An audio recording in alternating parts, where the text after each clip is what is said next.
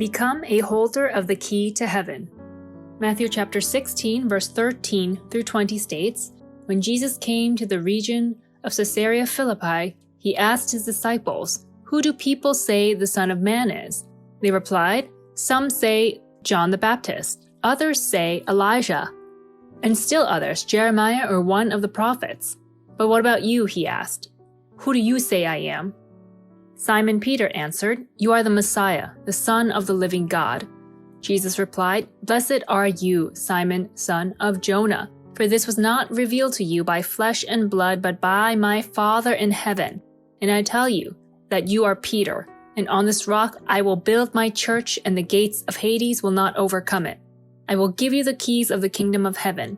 Whatever you bind on earth will be bound in heaven, and whatever you loose on earth will be loosed in heaven." Then he ordered his disciples not to tell anyone he was the Messiah. On Matthew chapter 7, verse 21, it states, "Not everyone who says to me, 'Lord, Lord,' will enter the kingdom of heaven, but only the one who does the will of my Father who is in heaven. Therefore, saying 'Lord, Lord' has no significance. Only knowing God's will and carrying out that will is important. We hope this time today can be one where we discover God's will through the scripture." When Jesus was carrying out his preaching, the Pharisees of the law at the time called him Beelzebub, prince of demons, but the people of Caesarea Philippi region thought of him as a great prophet. However, when Jesus does not hear the answer he desires, he asks again of his disciples, and at the time, Simon Peter answered, "You are the Christ, the Son of the living God." Jesus replied, "Blessed are you, Simon, son of Jonah, for this was not revealed to you by man, but by my Father in heaven." And Jesus blessed Peter. Matthew chapter 16, verse 18 states, "And I tell you that you are Peter, and on this rock I will build my church, and the gates of Hades will not overcome it." At the time, his name was Simon, but Jesus changed it to Peter. It means one who cannot be toppled, a solid foundational stone. Peter received the blessing that on top of that foundational stone was built God's church, and Hades will not overcome it. Matthew chapter 16, verse 19 states, "I will give you the keys of the kingdom of heaven. Whatever you bind on earth will be bound in heaven, and whatever you loose on earth will be loosed in heaven." Jesus said he would give the keys of the kingdom of heaven to Peter, that whatever he bound on earth would be bound in heaven, and whatever he let loose on earth would be loosed in heaven. Today, most people think from this verse that Peter received the keys to heaven. However, Jesus said, "I will give you," which is future tense, not "I gave you," which would be past tense. Matthew chapter 16, verse 21 through 23 states, "From that time on, Jesus began to explain to his disciples that he must go to Jerusalem and suffer many things at the hands of the elders, the chief priests, and the teachers of the law, and that he must be killed, and on the third day be raised to life."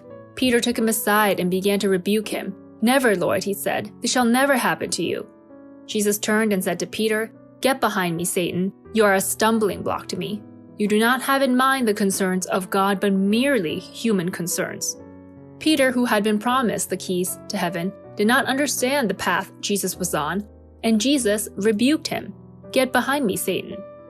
Also, Peter denied Jesus 3 times when he went to bear the cross. How could such a man have received the keys to heaven? We hope you can understand those words were using Peter as a metaphor to signify that Jesus would give the keys of the kingdom of heaven to those in the future who would have a faith-like foundational pillars. Those who possess the keys to heaven must open the doors to heaven and must reveal the secrets of heaven. The Bible hid away the secrets of heaven under the lock and key of metaphor and parables. Matthew chapter 13, verse 34 states, "Jesus spoke all these things to the crowd in parables. He did not say anything to them without using a parable." Like so, Jesus spoke in parables and metaphors rather than the reality.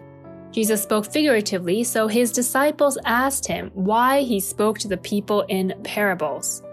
Matthew chapter 13, verse 10 through 11 states, "The disciples came to him and asked, 'Why do you speak to the people in parables?' He replied, 'Because the knowledge of the secrets of the kingdom of heaven has been given to you, but not to them.'"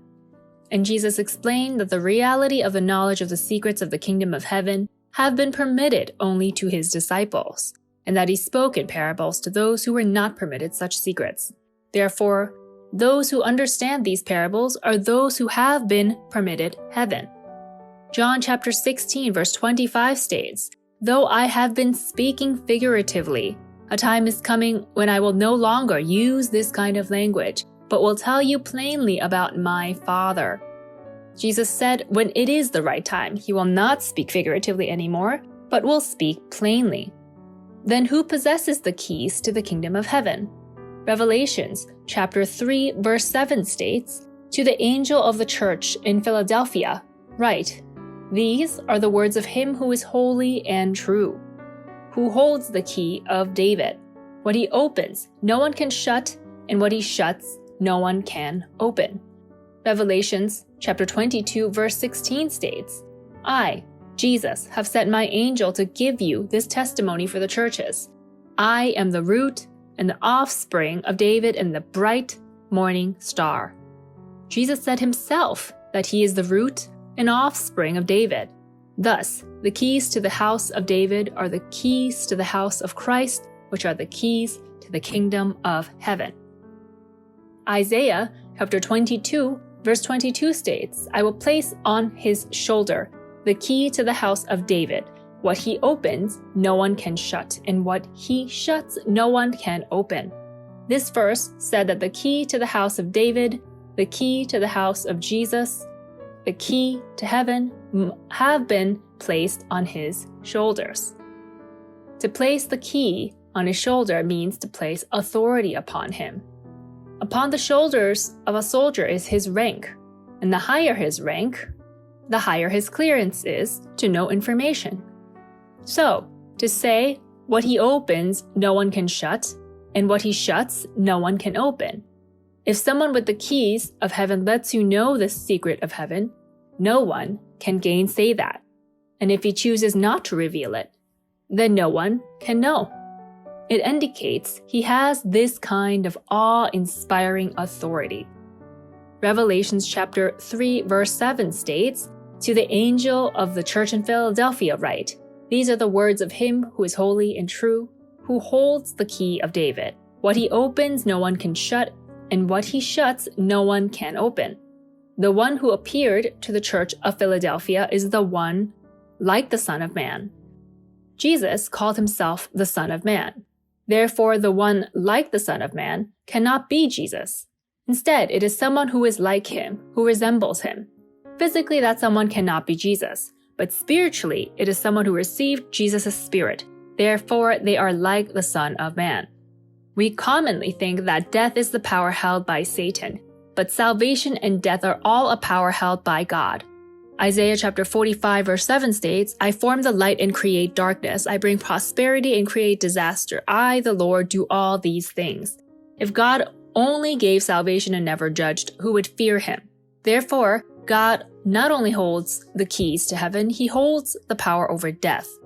Revelations chapter 1 verse 13 through 18 states, "And among the lampstands was someone like a son of man, dressed in a robe reaching down to his feet and with a golden sash around his chest.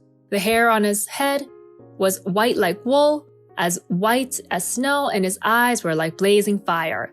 His feet were like bronze, glowing in a furnace, and his voice was like the sound of rushing waters. In his right hand he held 7 stars, and coming out of his mouth was a sharp double-edged sword. His face was like the sun shining in all its brilliance. When I saw him, I fell at his feet as though dead. Then he placed his right hand on me and said, 'Do not be afraid. I am the first and the last. I am the living one.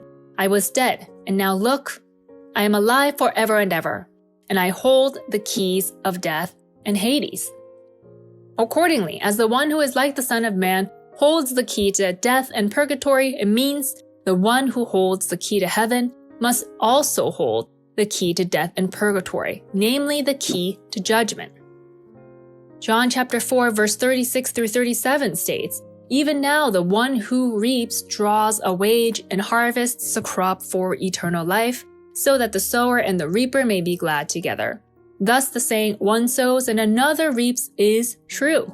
If we look at Matthew chapter 13 verse 37, Jesus, who is the Son of Man, sows the good seed. Jesus is the one who spreads and sowed the good seed.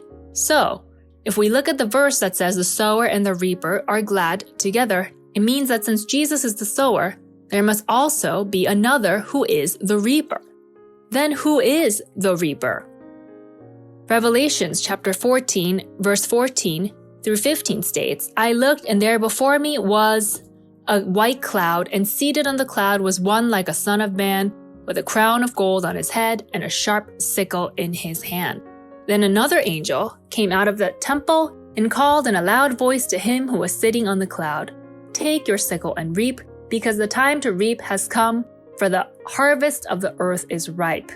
The one who is like the Son of Man means one who is like Jesus Christ. The one who is like the Son of Man, holding a sharp sickle, reaps the harvest, which means the one like the Son of Man is the reaper, the one who reaps and holds the keys of David, the keys of the kingdom of heaven. The keys of the kingdom of heaven was thought to have been given to Peter, but Peter is not the one who received it. We hope you realize the one like the Son of Man received it, and that you can realize the reality of the secret of heaven, not the metaphor. It is hoped that every one of you here today can also become like the one like the Son of Man, receive the keys of the kingdom of heaven, and be on this blessed path.